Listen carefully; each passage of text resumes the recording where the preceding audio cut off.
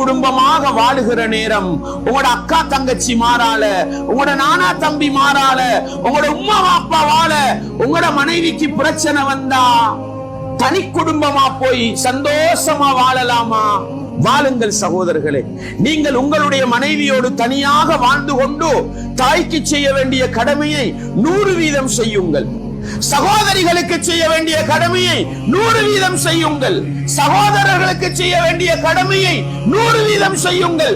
மனைவிக்காக குடும்பத்தை எதிர்க்கவும் வேண்டாம். குடும்ப உறவுகளுக்காக மனைவியை நோவினை செய்து அல்லாஹ்விடத்தில் குற்றவாளியாகவும் வேண்டாம் என்கிற பாடத்தை என்னுடைய இளைஞர் சமூகத்துக்கு, திருமணம் முடித்து வாழுகின்ற கணவன் சமூகத்துக்கு அல்லாஹ்வுடைய மார்க்கத்தை முன்னிறுத்தி சொல்லிக் கொள்கிறேன் சகோதரர்களே. எனவே ஆண் சமூகம் நாங்கள் கணவன்மார்கள் மனைவிக்கு செய்ய வேண்டிய கடமையை சரியாக விளங்க வேண்டும்.